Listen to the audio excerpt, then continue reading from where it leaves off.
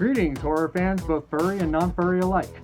I'm Lucius Shadow, your werewolf host and narrator for the evening. Welcome to my first CreepyPasta reading. I've chosen one of my personal favorites for tonight, and I hope it's one of yours too. Have you ever had an experience that suggested someone else was in your house and thought, I don't want to know, and just left it? Sometimes fear of the unknown seems preferable than facing the real concrete danger, doesn't it? But what would you do if something really suggestive happened? Would you run? Or just ignore it, like the main character of today's story did? This is String Theory. Last Monday was a normal day. I got up, brushed my teeth, changed into school clothes, all little parts of my morning ritual. It seemed like it would be another totally unnoteworthy day. Until I saw the strings. There were 3 or 4 thick twined strings in my room. They crisscrossed between the walls around my bed. One attached to the door. No way I would have missed them before. I should have tripped over them. They were tied to pins in the walls, which had also not existed before 10 seconds ago. Nobody could have been in my room while I was in it, let alone set this up. It was early, and my brain wasn't processing correctly. I simply discredited the sight, untied the strings, and left for school, leaving them balled up on my desk. It didn't get any better later. Outside my house, there were hundreds of them, tied between houses, around cars, across streets. This had to be some sort of super elaborate prank, one of those hidden camera shows, or a comedy improv blog. They'd gotten everyone else to play along too. Passers-by were tangled in them, tying them to objects they were walking towards and away from, as if they had been and were continuing to follow the course laid out for them. I nervously continued my journey to school. On the bus, everyone except me was tied to the door. At school, groups of friends were tied to each other. Teachers were tied to their desks and boards. Oddly enough, at this point, all I could wonder was why I had been left out. When my friend Lucy sat behind me in first period, she simply plonked her bag down on my lap and rested her chin in her hand, looking right past me to the window outside. Hey, Lucy. No response. Come on, I didn't expect you to be in on this too.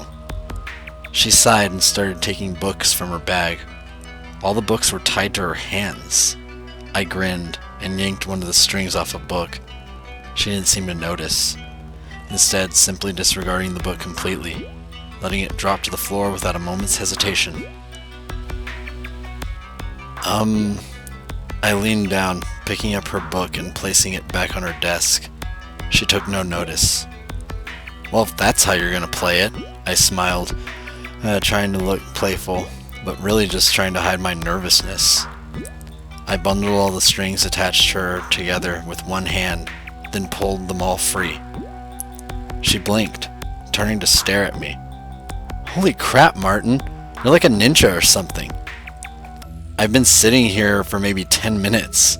I smiled again, relieved my friend had finally noticed me. Where did all these strings come from? She gasped, seemingly noticing for the first time. I assumed you were all fucking with me. She stood up, backing into a corner. No one else in the class noticed. They weren't here just a minute ago.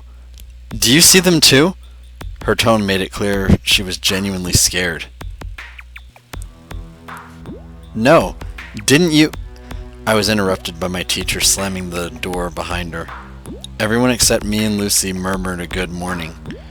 And still, no one seemed to pay either of us any notice. People have been ignoring me all day, I said to Lucy before turning to our teacher. Hey, dumb bitch! You can't teach for shit! No reaction. I'm getting away from all this shit. Lucy pulled a few strings aside and left the class. I followed, and surprise, surprise, no one else noticed. We wandered the corridors, leaving and entering classes as we saw fit. Whenever we untied a chair or book from someone else, it was like it suddenly didn't matter to them. It didn't exist. I showed her the street outside. There were more strings than when I came in this morning. Twice as many. We carefully picked our way through the tangle, making our way to a nearby coffee shop. Not particularly grand, I know, but what would you do in our situation? As I said, fear of the unknown sometimes seems like the safer option. On a few occasions, I suggested we untie a few more people. Lucy was opposed to it, remembering how terrified she'd been. In the coffee shop, we grabbed a couple of sandwiches and drinks from the fridge. We found a table, untied all the strings attached to the chairs, and sat down. We both ate in silence, both of us too scared, both of us distracting ourselves by watching the strangers in the shop, oblivious to the strings. After 20 minutes, Lucy spoke up. "Now she's gonna take that sandwich," she said, pointing at a woman across the shop. Sure enough, she walked to the fridge and took the plastic-wrapped sandwich she was tied to. She pays for it and leaves. She did so, according to the prophecies of the strings. That guy doesn't intend to pay. I watched as a man took his coffee and ran out of the store, the two servers just looking too exasperated to go after him. "This is horrible," she whimpered. "Let's go, please."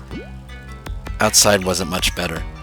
Everyone just followed the strings' instructions, going about their daily lives. Lucy announced she was going home to sleep this off, and I agreed to walk her home. She only lived 10 minutes away.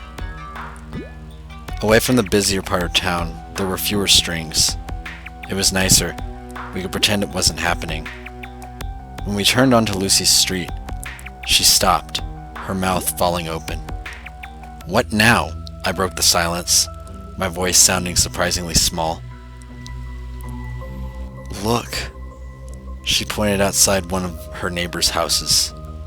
I saw it clearly, and I'll take my memory of that moment till the day I die. A little dark imp, maybe 3 feet tall, walking along with its knuckles on the ground, almost like a monkey. It had 2 bulbous yellow eyes taking up about half its face, and no mouth or any other facial features. It was holding a hammer and a ball of twine, which it was letting out behind it. It walked quickly and quietly from the front door of the house to the mailbox. It stopped, hammered a nail into the side of the box, and tied a string around it. It turned to face us and stopped when it spotted us. My bottom fell out even further than it already had been, but it just stared with a look of surprise and curiosity. You could almost say it was the more frightened one. Suddenly it beckoned to us with its tiny hand. I looked at Lucy. She hadn't moved. I looked back at the imp, which stared at me. I halved the distance between us, and then halved it again. This wasn't fear of the unknown anymore. It was fear of this little guy. Didn't seem like anything to be scared of. When I was a meter away from it, it extended its hand. Hi. I shook it. It nodded in approval, blinking its massive yellow eyes at me. "So, you're the ones in charge of the strings?" It nodded eagerly. I called Lucy over, but she stayed where she was. "There are more of you?" Another nod. I wanted to ask it so many questions about what it was and where it came from, but it seemed for now I was stuck with only yes or no questions. "Do we even have free will?" It just looked at me, almost sadly. I immediately felt sick to my stomach and couldn't bear looking at the little monster anymore. I grabbed Lucy, who had been listening to our exchange, and now sat on the curb with her head in her hands. "Come on." We entered her house, and I made her a cup of tea. When I found her in the living room, she had untied her dog and was curled up with it, crying.